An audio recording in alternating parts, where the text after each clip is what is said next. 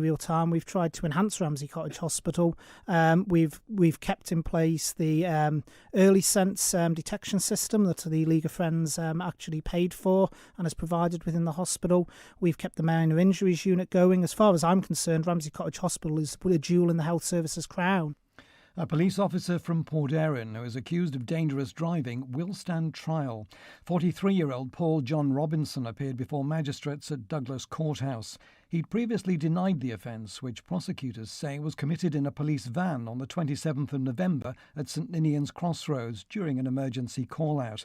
He was bailed and committed to appear in the Court of General Jail Delivery on a date to be fixed. 4 yachts set sail from Douglas Marina this morning on the next leg of the sailing adventure for military veterans. The turn to starboard charity boats are on the homeward bound leg of the Long Way Down trip. The yachts sailed from Falmouth, hoping to reach John O'Groats in Scotland, but bad weather forced them to stop at Troon instead.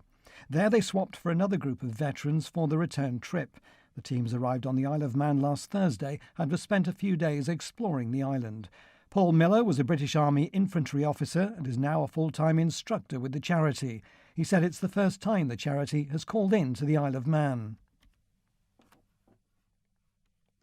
ShopRite stores are now open 8 till 9 Monday to Saturday and 9 till 6 on Sundays, so you can shop at a time convenient to you. ShopRite, proudly locally owned.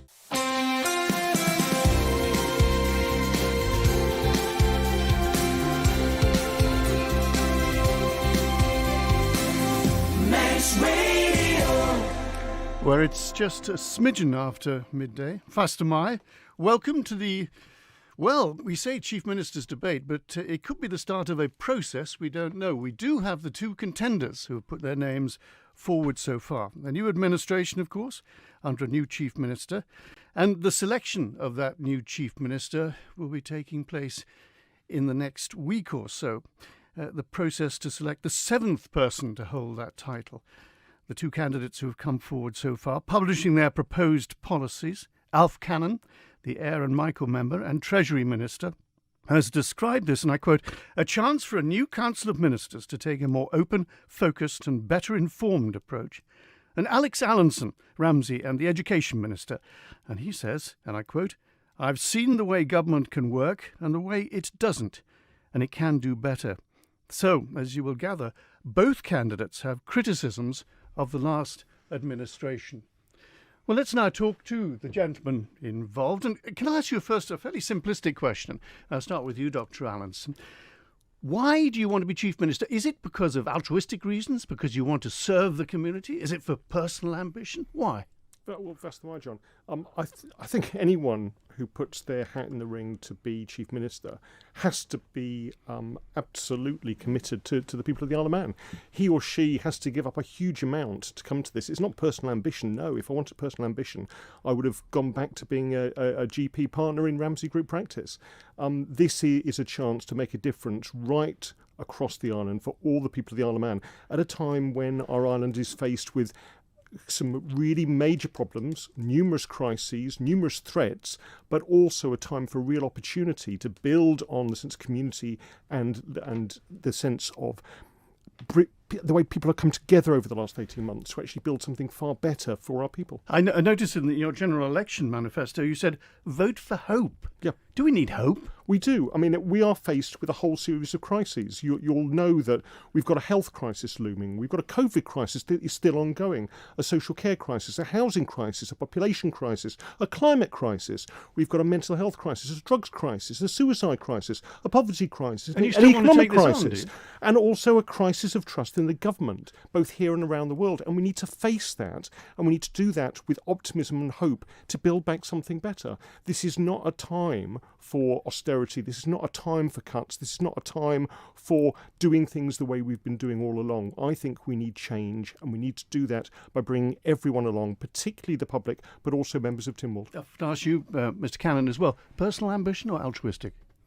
No, I've been very clear with my constituents in this election that I will play whatever part is needed within government to deliver the outcomes, the best outcomes for them, both as my constituents but also more broadly the island.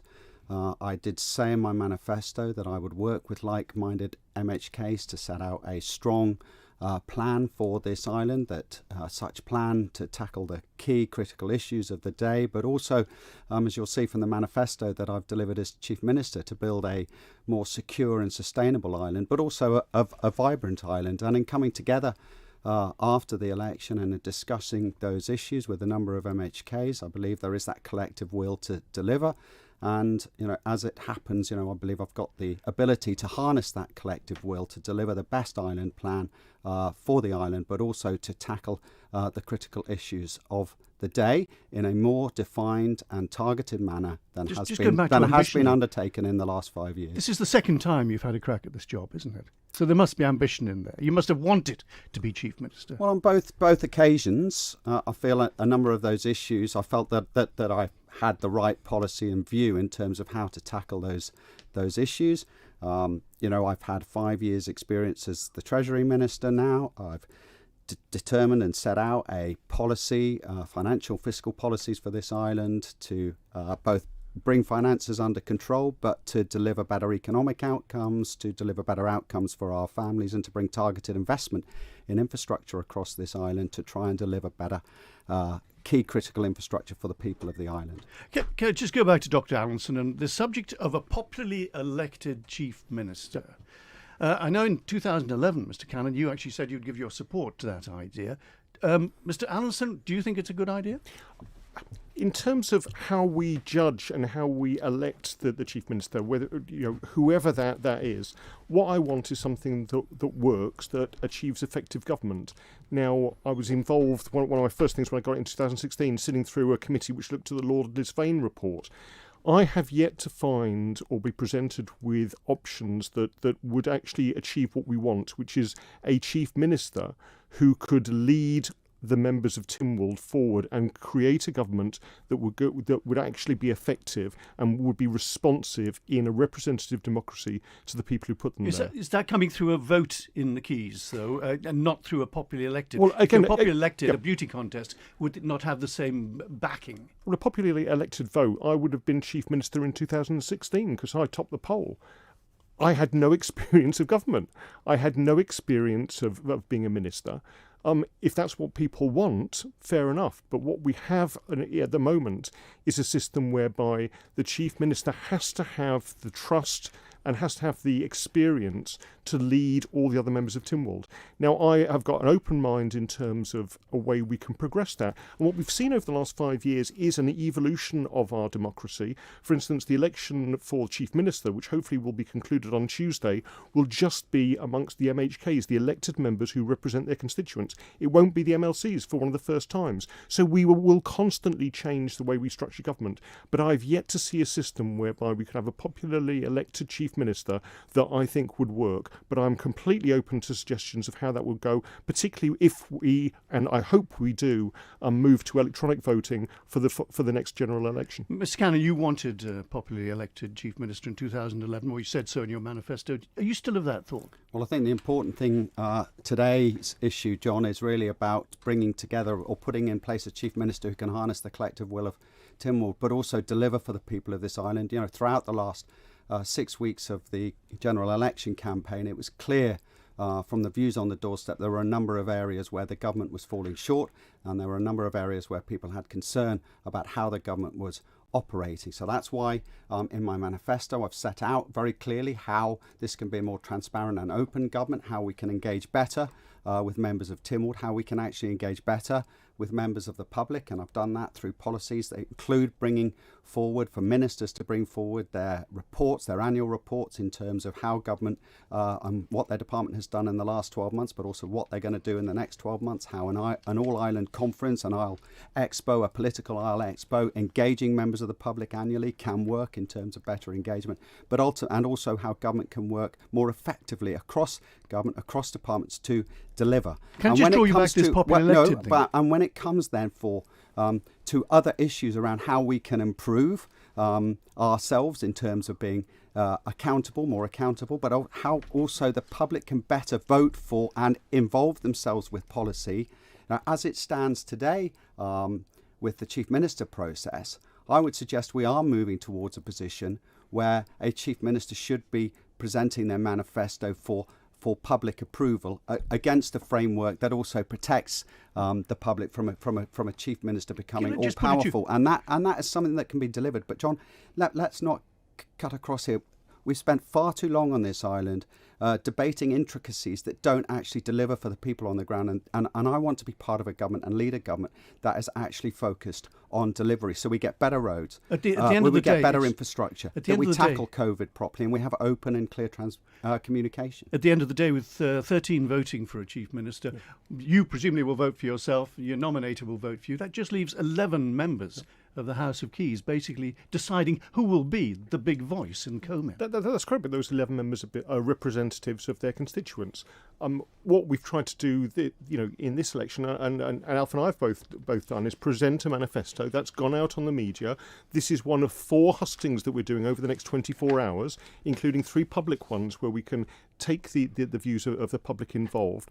We are trying to increase the access to the Chief Minister election, and I declared before the election that I was going to stand for this role if I got the opportunity. So as I said, our democracy will constantly evolve, but we have to have effective government to actually confront some of the big changes we need to make. Can I just go on to the role of Chief Minister? I mean, if you looked at a sporting analogy, are we talking about a player manager? Are we talking about a captain? Are we talking about a manager?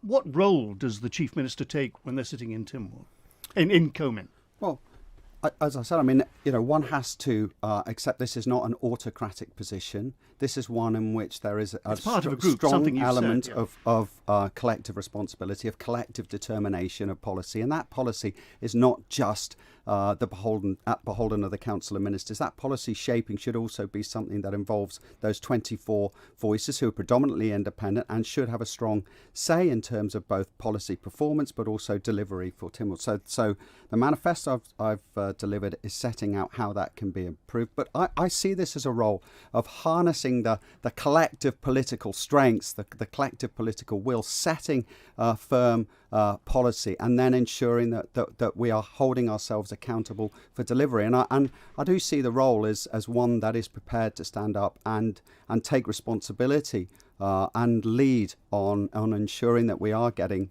delivery. But around that, we also have to draw out the best of the ideas, and you can do that by having a broad base around you and by having a very listening approach to how to solve the critical issues. These disparate people drawn together, and from that you have produced a working council of ministers. It must be very difficult to get the right people there to do that job. Not really, no. I mean, using your analogy, I think it is more of a player manager, because you need to know what you're doing. You need to have the experience, but also you need to lead, but also allow other people to take responsibility and lead forwards. I mean, I thought one of the failures of the last administration, I'm afraid, was not having a reshuffle halfway through. We've now got 11 new members. What would be the point of a reshuffle? To bring people forward. We've got 11 new members. We had 12 new members in 2016.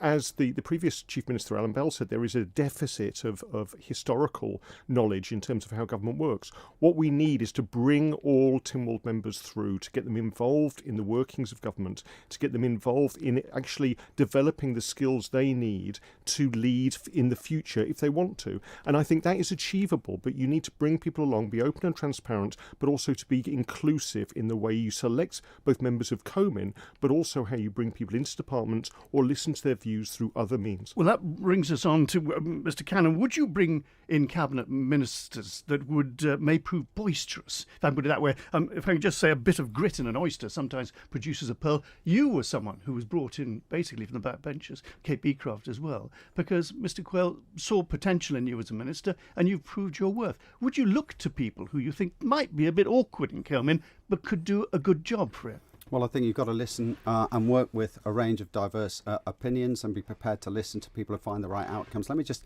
take you back as to how I view that being achieved. I mean, clearly, in the last 18 months plus, we've had to deal with the COVID crisis. So right at the very, very beginning of that, government was struggling to really determine how best to cohesively bring the island together, if you like, both in tackling the health requirements and reaction, but also the economic one, and quickly realising, from my perspective, that things were very disparate, spread over two really key departments.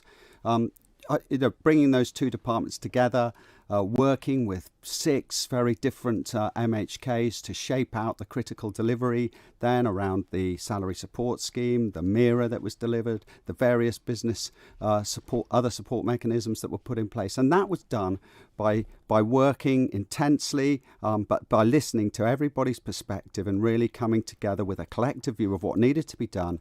And when we brought those schemes out and the way they were delivered, I believe, supported thousands of jobs and families across this island. And then we subsequently repeated that exercise by forming the Economic Recovery Group, again with a mixed views from various MHKs brought together to help deliver You've got the a strong best personality, policies you've got a for military the background. island. There must have been times round the Coman table when you cast your eyes skywards and thought, no, this is not the way.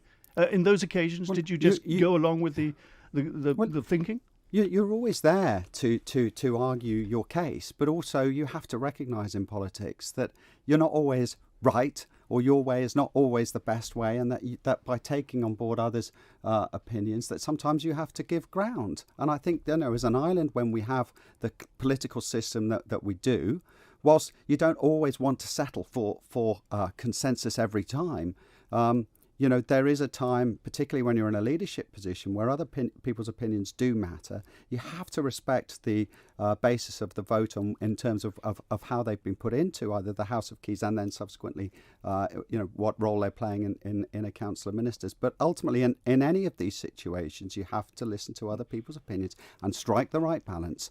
So it's not always your way as the right way. Mr. Quayle lost a couple of ministers, obviously, along on the travels through the 5 years, etc. You presumably were in agreement with those decisions? Well, I think there's obviously, times when you're not always in agreement, but partly. I've set so out. Do you think he should have I've set out in the manifesto that one Council of Ministers should be careful about its role with collective responsibility. That it should consider times when debate can be better enhanced by taking critical issues onto the floor of Tynwald. But you've also got to recognise that there is a responsibility to make progress, and that forming a national government who operate under collective responsibility is the structure in place. I believe it's the correct structure to take us and to continue to take us forward, albeit there are ways that we can enhance that by listening in a greater way to what Tynwald has to say, and also listening to Tynwald in terms of actually shaping the policy decisions. Dr. Allison, just talking about your background as a doctor, does that help you as a politician, the ability to listen? Yes, because it's not listening is underrated. It's active listening. It's actually taking on board other people's opinions. I mean, I think there are lots of misconceptions about actually what goes on in Coman. It is a round table. It is ministers there expressing their views in an open and transparent way, having votes and sometimes losing and sometimes winning, but expressing their views and making sure that those views are taken into account as we develop government policy, and also challenging that policy on a regular basis. So the ability to be able to listen, to take in a huge range of other opinions, huge range of facts, and actually having to juggle that on your feet to decide the best policy and then constantly question it, I think is a skill that I have and a skill that I've developed, but is a skill that lots of people have who have now come into Tynwald from different backgrounds. And one of the main things we have to do in terms of choosing the next Council of Ministers is harness some of the diversity and some of the great ideas and skills we have in the new House. I actually had a word with Dr. Michelle Hayward, who nominated you, and said, could she choose one word which would describe you and why she nominated you? She used the word progressive. Mr. Cannon, I actually had a word with Claire Barber as well, and she used 2 words, listening leadership. If I could just ask you, Dr. Allison, progressive? Are you a progressive? Things are going to change in the next... I came into politics in 2016 to... Because certainly your manifesto has a lot of ideas in it. It did, and it did back in 2016. I achieved the vast majority of them. I have more ideas. And again, one of the honours of being elected by the people of Ramsey to represent them is when you get into government, when you get into Tynwald, you realise there is so much more that can be done and should be done. So yes, I am progressive because I want to leave this place in a better state than when I came in. But also we have to deal with some serious fallouts after COVID, after Brexit, and after everything else that's going to hit this island over the next 5 years. Do we have times for things like, and I'll quote you, I will reclassify cannabis as a Class C drug immediately as a step to decriminalisation? Absolutely. Do we have time for things Absolutely. like If you read the Chief Constable's report, he has major reservations, major fears about the increase in violent crime, which is fuelled by drug stealing. If we are going to address that, we have to accept that the war on drugs is unwinnable. We have to accept that the only progressive drug policy is to legalise cannabis, to crack down on drug dealers, to equip the constabulary with the resources they need to do that. But are you able to, as Chief Minister, to declassify cannabis as a Class C? It would have to go to Tynwald, wouldn't it? Absolutely. It will go to Tynwald. Anything the Chief Minister does will go to Tynwald. But we need to set out a statement of intent in terms of the progressive way I hope to lead the next administration. What did you learn from the Quayle years? Sitting around that table, Mr. Cannon, you must have looked at some things and thought that could be done a bit differently if I was sitting in that chair at the top of the table. Well, I set out in a manifesto 5 years ago how I thought things could be done differently, and I've reflected that in. You think change is necessary? In this manifesto, I do think change is necessary, both in terms of shaping an island plan that is capable of being delivered for people, both in terms of enhancing the policy and strategy decision-making process, but most importantly, and this is the critical factor. We've spent a lot of time navel-gazing, talking about big ideas in Tynwald, how Tynwald should be reshaped, Lord Lisvane, and we've just talked about whether he should vote for a future Chief Minister. I think critically, though, I want to see a government that really delivers for the people on this island. We talk about all these big issues. We've got gas shortages impacting gas prices. We've got potential food shortages in terms of the supply chains. We've got healthcare issues in terms of recruitment and retention of staff. We've got inflationary issues that are going to come back.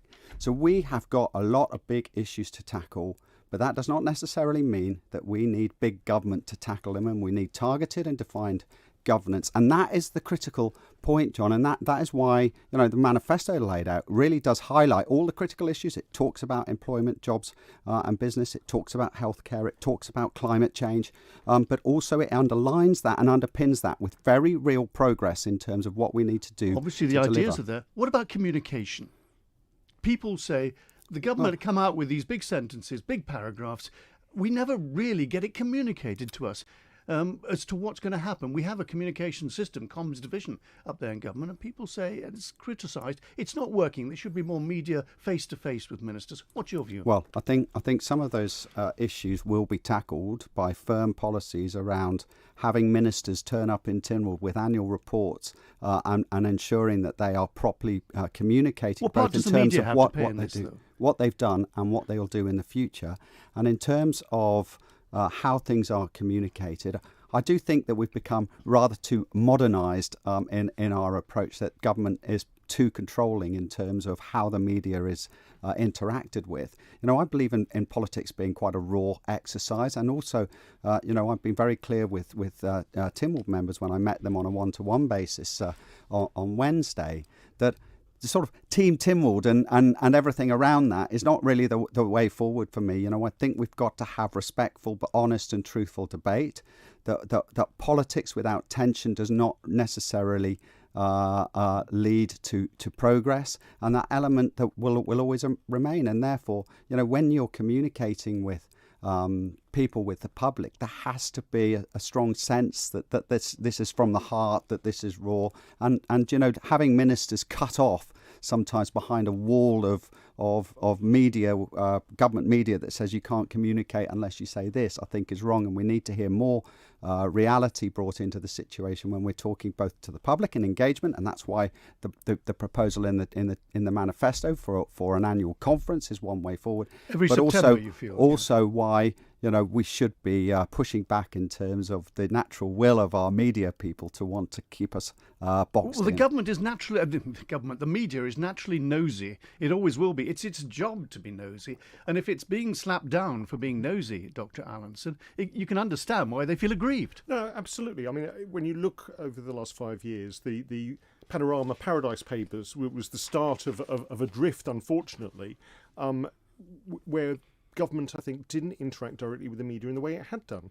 One of the first things I'd like to do is go back to the regular press conferences with the media, which are open, which are televised, where journalists can actually ask the right questions of either the Chief Minister or government ministers there and then to get the stories and the information they need to then feed on to the population. The media is inherent in any democracy for that liaison between government and the people. And that's why I'm on this show. You say we've got a communications division. We have yet to have a permanent director of that communications division. It's still an interim post. We need to actually professionalise what we do and professionalise the way we interact with the media. Because if we don't, we've seen the role of social media stepping into that void and using misinformation to create distrust and fear within our population.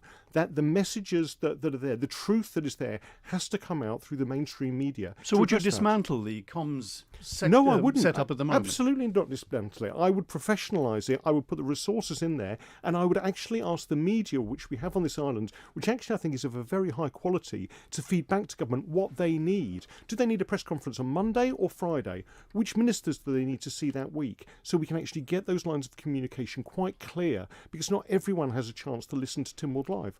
Just speaking of media, Mr. Cannon, the Pandora Papers are now coming out.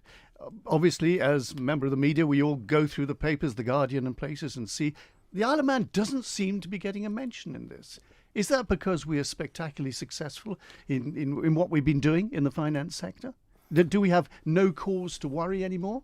Are we cleaner than clean? We've always been an island, certainly over the last 20 years, that has recognised the importance of the international agenda when it comes to these matters, that we do engage with the relevant bodies, and that we've not been afraid, for example, to plunge in and did they approach us about be under scrutiny from people like Moneyval. So I think we've actually made substantial progress on this island in many ways. That matters around base erosion, profit shifting, around substance have been predominantly addressed, and that we have taken huge steps forward. We will have to continue to take those steps forward. Again, that's why in my manifesto I've talked about the importance of our international relations and how I as a Chief Minister will have to engage properly, should I be elected, in terms of making sure we build and maintain our international relationships, and that includes Westminster, as well as big international bodies such as the OECD and European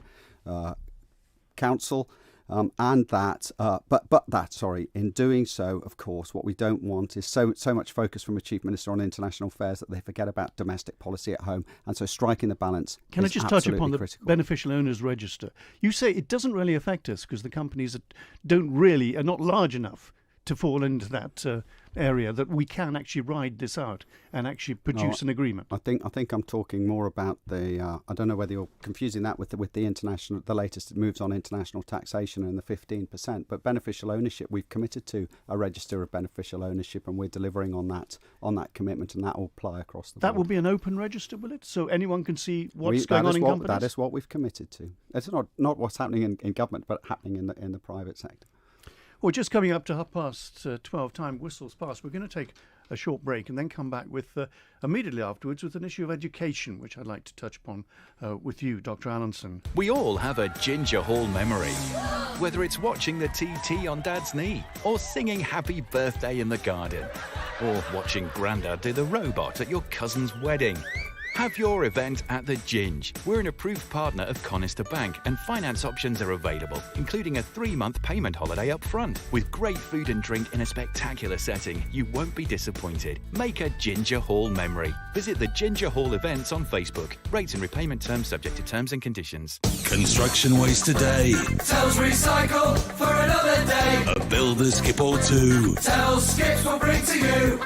At Tell Skip Hire and Waste Disposal in Snugborough, you only pay for the waste you bring. For waste disposal and skips, give us a call on 677 137. That's 677 137.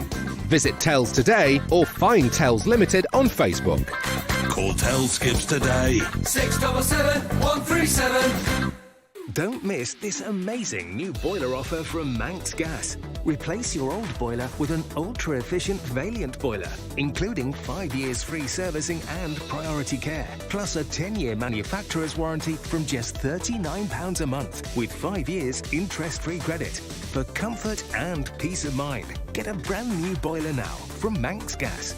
Call 644 444 for details or visit manxgas.com. Terms and conditions apply. If your business buys professional indemnity or directors' and officers' liability insurance, you'll be well aware that premiums are rising and cover is being reduced. Aon can talk you through the different exclusions to help you get the best deal. We're one of the largest international insurance specialists and we're here to help. Call 692 400. Aon Isle of Man Limited is registered with the Isle of Man Financial Services Authority as an insurance intermediary in respect of general business. Hi, Jane. We must get that lunch we keep talking about. How about tomorrow? Great idea. Oh, I know this great place, Port St Mary Golf Pavilion. I was there for a birthday party the other day. The food is fantastic. Oh, yeah. I was there on Sunday for the carvery. They've done it up really nicely. Did you try the homemade cakes? Wow. Yes, I did. They're definitely worth the calories. Talking of calories, I'm off to the gym. I'll do extra to make up for that cake we're going to have. For menus and opening hours, visit psmpavilion.im. 70 million workdays lost. A cost of up to £99 billion to the UK economy. Can your business afford to ignore mental health? St John Ambulance have partnered with Mental Health First Aid England in a bid to transform workplace mental health and support staff. We are offering adult mental health first aid training courses to encourage early intervention, helping you recognise the signs and symptoms and guide a person to the right support. Call St John Ambulance on 674 387 today. The Nation Station, Manx Radio. Welcome back. I'm John Moss. What we're doing at the moment is chatting to the two people who've so far been nominated to be Chief Minister. The process starts on Tuesday when there'll be a vote. If either of these two get 13 votes from their Keys colleagues, and that's it, game over. But if they don't, if they get less say than 11, etc., then new nominations have to be called for, and we don't know who will come out, whether we'll get a dark horse or not. But at the moment, the two candidates for Chief Minister are sitting in front of me. That's Dr. Alex Allinson and Alf Cannon, the Treasury Minister. Dr. Allinson, the Education Minister. So naturally, the subject of education in COVID is worrying a lot of people. I know that I talked to you some weeks ago and you said CO2 monitors were being brought into schools. This was happening, ventilation. We still get, I've got one in front of me. We were promised better classroom monitors. Apart from anything, nothing has happened, etc., etc. And one phrase was used, children are being thrown to the wolves when you use the word mitigation. What do you say to that? No, children aren't being thrown to the wolves. I can understand people's concern. We do have a spike in cases back on Thursday when I talked to the infection control. We had around about 120 children between the age of 5 and 19, who had developed COVID. This is the unvaccinated population, and what we're seeing here is exactly the same as we're seeing in the UK, that those people who aren't vaccinated are the ones getting COVID. Now, what we're trying to do in terms of schools is support the school community, to support both teachers, staff and students. But what about these monitors? You said we have CO2 monitors in classrooms to try to improve the ventilation. If you let me finish, to try to improve ventilation. Ventilation is only one of a whole series of mitigations. We've got increased hygiene measures. We've got we're really strongly recommending the COVID to take a PCR test. We are doing as much as we can to make sure that schools can continue to function. But we have to address the reality that we are still in a global pandemic. And unfortunately, because the UK government did not agree to vaccinate young people until relatively late compared with our European counterparts, we are seeing surges of cases within young people. So you're not letting schools down, you're not letting parents down, etc., in not doing enough? I am trying to do as much as possible. I think the Department of Education, Sport and Culture, teachers, head teachers, right the way through the education community, we are trying to do as much as possible to keep schools as safe as possible, but also really important to stress, keep them open so that we can continue people's education, because we saw quite graphically last year that if young people are deprived of their education, not only the issues that causes for their learning, but the overall well-being issues it causes and the mental health issues it causes. So we are committed to keeping our schools open, but to keep them as safe as possible. But we need the buy-in from that. It's not just my responsibility as Minister. We need everyone to take responsibility and try to do the right thing, including wearing face coverings when they're in schools. We're staying with education, but a different topic of it. Nadim Zarawi in the Conservative Conference said that they were going to put record sums into education. Is Manx education under-supported? Should it have more money? Well, you will see both from my Chief Minister manifesto, but also my personal manifesto, that this election, that I do acknowledge that education funding needs a review, and that we do need to develop out our education system now, both in terms of empowering schools to build better facilities in terms of their environment in which they operate, empowering teachers and head teachers to really push ahead on that front and reduce the central bureaucracy, because I think that's been a real problem over the last few years and a source of real aggravation. But we also need to consider, and I think that whoever is Education Minister coming forward will need to review the vision for education on this island, and of course around that, I think bring more transparency to us all about where education and how education is performing. What do you mean by transparency? Well, I think we need to understand more where we sit in terms of benchmark delivery on this island, understand the levels of attainment and comparative levels of attainment on this island, and we need to ensure, of course, that our schools are functioning. At the moment, as I set out in my personal manifesto, but issues that I want to discuss, both with a future minister, but also with Tynwald themselves, is how this can be better enhanced and delivered. And there are areas that we might look to consider, including a better sort of quality assurance in terms of the performance of our schools. But the issues you've just been talked about, for example, is one of the critical issues that we really do need to get to grips with quite quickly, in terms of how COVID, for example, has impacted on our schools.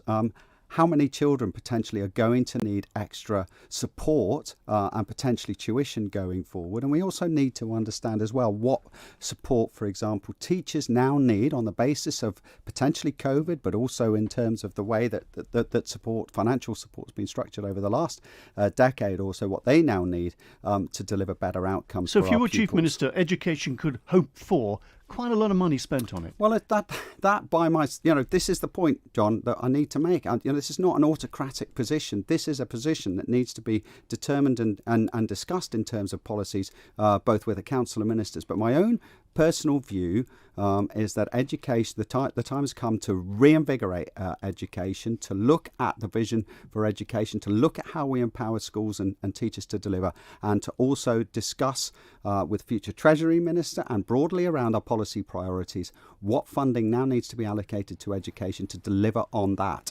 Education Minister, obviously you've got a bit of a grumbling going on with some of the unions at the moment. Yeah, I mean, just to take up those points, we've got a 5-year strategy that was presented to Tynwald, showing the vision for education, showing the way forward, but actually reviewing that with the people who work in education, with the staff and with the teachers, and, or importantly, the parents, in terms of where we want to go forward. In terms of benchmarking, I've always been very much against league tables in terms of performance for exams, but very much for looking at the progress and the destinations of people. How many of our young people get to university, but more importantly, how many get into jobs through vocational training and skills?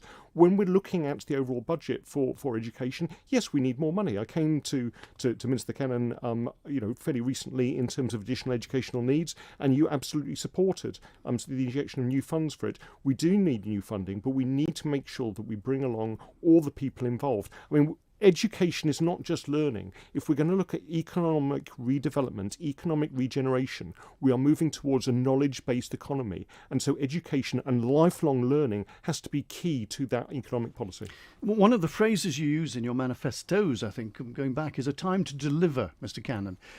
is one of the problems of a 5-year government that they overpromise and underdeliver. It happens all the time. Would it not be better to actually physically make the effort to underpromise and then actually deliver everything that you promised? Well, I think one of the mistakes potentially that was made by the last administration was to take on too much. When you look at the collation of the programme for government, there was a huge amount in that, and of course that has been compounded, I think, by a large extent by also the complications around COVID.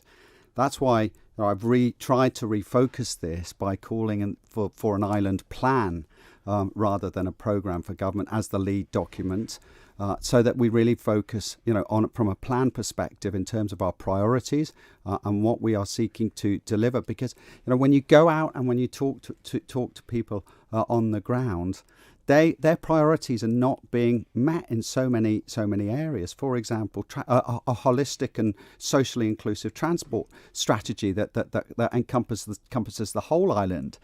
For example, the fact that many of our roads are falling into serious state of disrepair, that the pavements alongside, that some of our the side issues around hedge cutting and maintenance and making the island somewhere to be proud of are now becoming an area of serious concern. But if you're going to deliver on all these, first of all, you need to set clearly out your priorities. Secondly, you've got to align your budgets in terms of focus in order to be sure that these are the key priorities politically and that they are also the key priorities from a delivery perspective. And you also have to accept that you cannot be all things to all people. And that is why, again in the manifesto, I have set out a warning that if we determine new policy areas, new areas for investments, then will have to be a serious consideration going to other areas of readjustment across government, because this is not just about being all things to all people, getting a bigger and bigger government. We have to be more targeted, we have to be more focused, and we have to be more realistic. But we need to deliver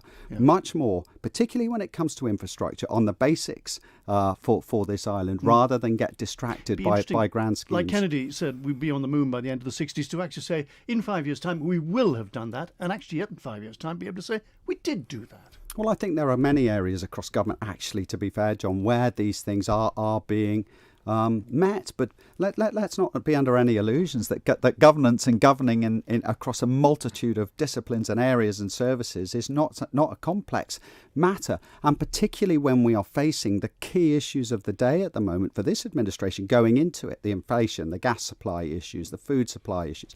So all these are key matters that need to be addressed. But in order to do that, you have to set out a framework for it to be better, for delivery to be better influenced and to be done in a more constructive way, but also a more transparent way. And that's what I've set out in this manifesto in terms of what we need to think about as a government that delivers for the people of this island. You mentioned energy there. Obviously, there's a big vote coming up in Tynwald on gas coming up, 27.5% increase, doing away with the cap that was decided last year, Dr. Allenson. Will you be voting for that? Can I just, I'll answer that question. Just come back to this idea of a programme for government. I think we need a programme for government, but I would agree that it has to be outcomes-based and has to deliver. One of the problems we had with the last administration, I'm afraid, was that we had a programme for government which was unwieldy, which was too big, and which was not communicated or understood by the vast majority of people, including parliamentarians.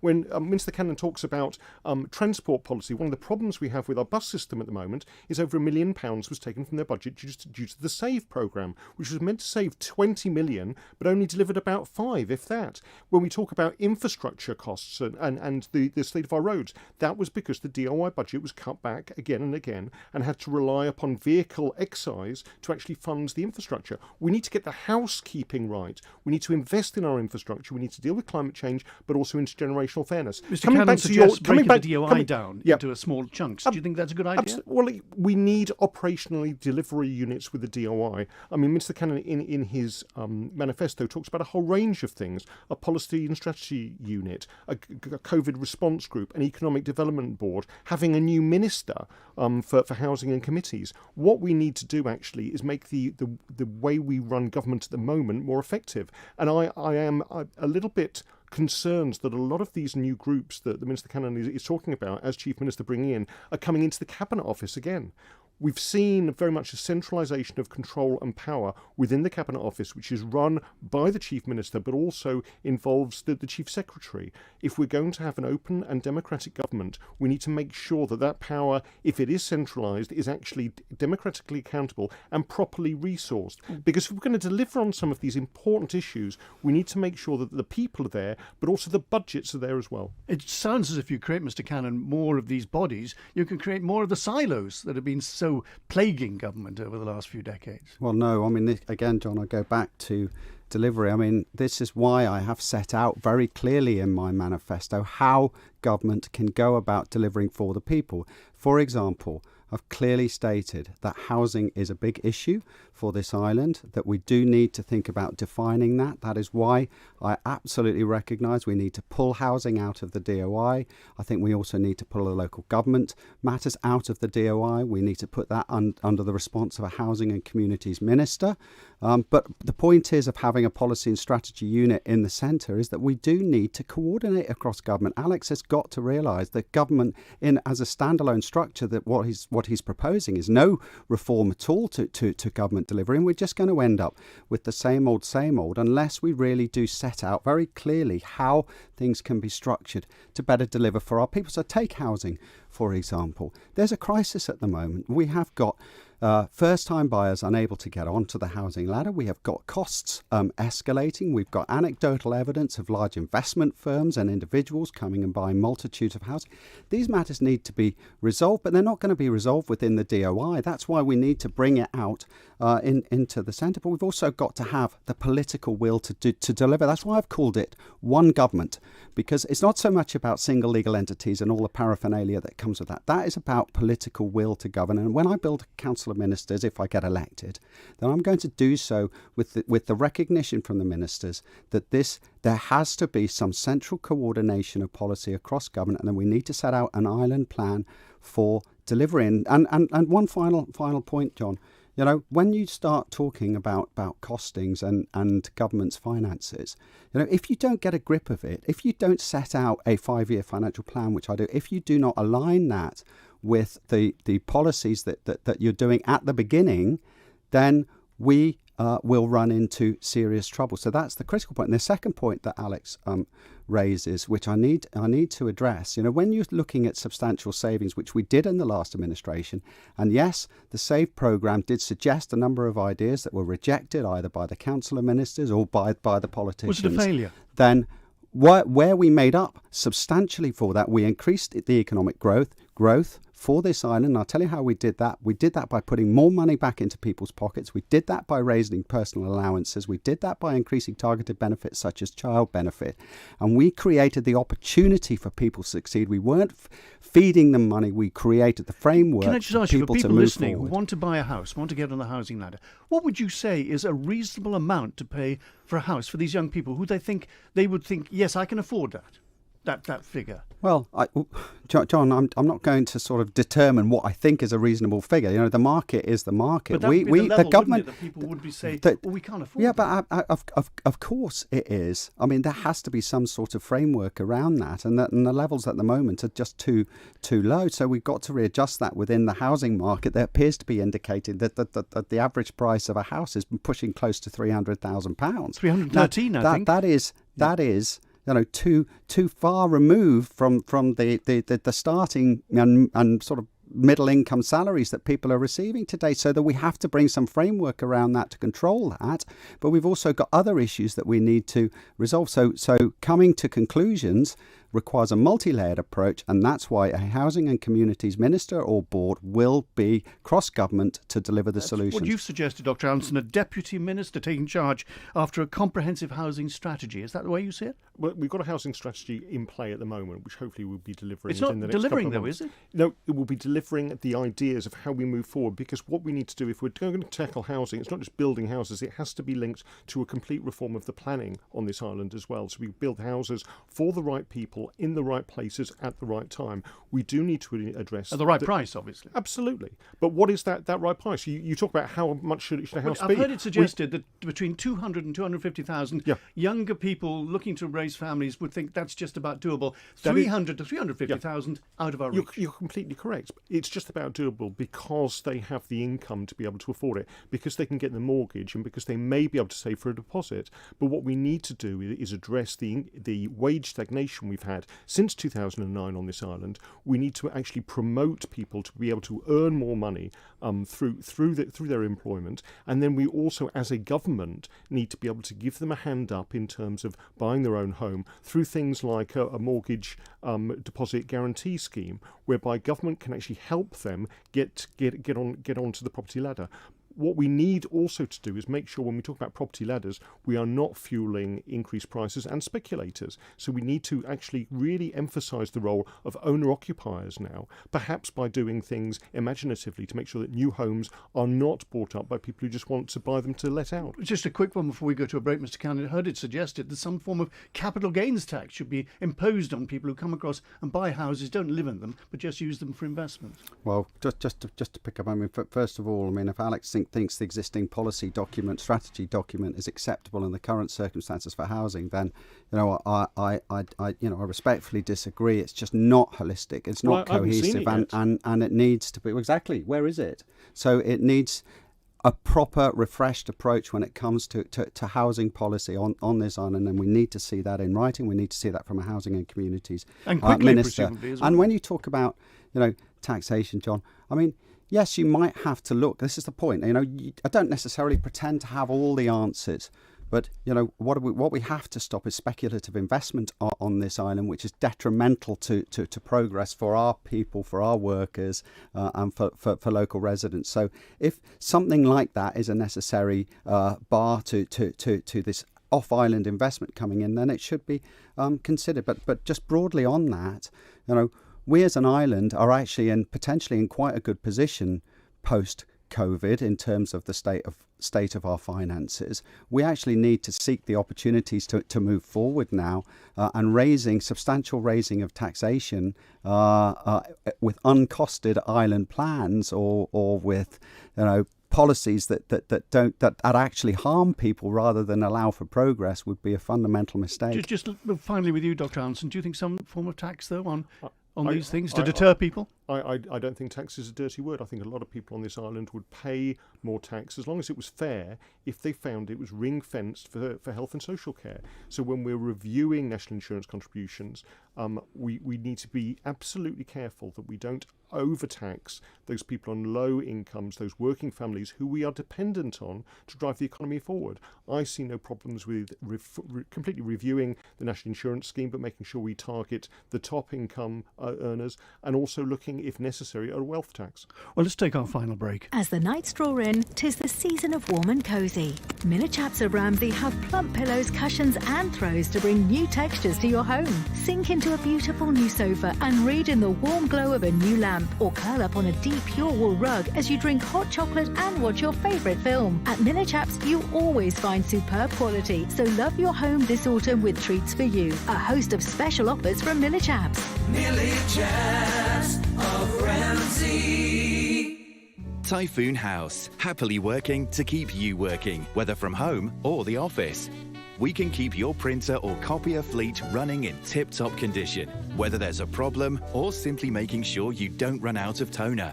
Typhoon House also supply and install new devices, which are more efficient and cost-effective for you and your business.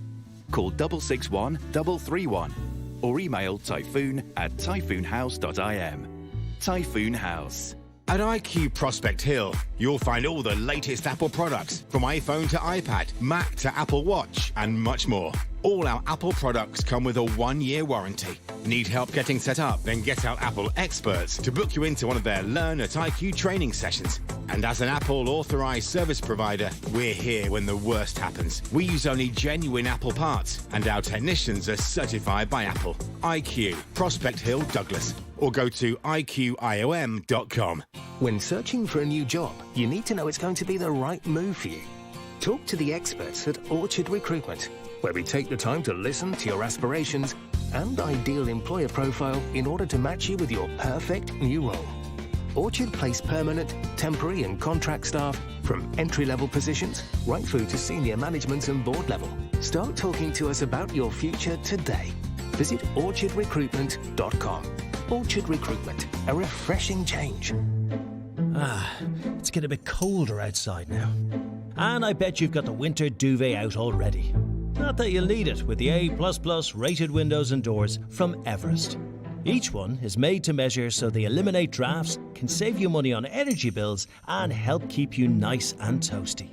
Everest will even get them fitted in time for Christmas. Welcome to a warmer home when you fit the best. Fit Everest. Calling all grown-ups.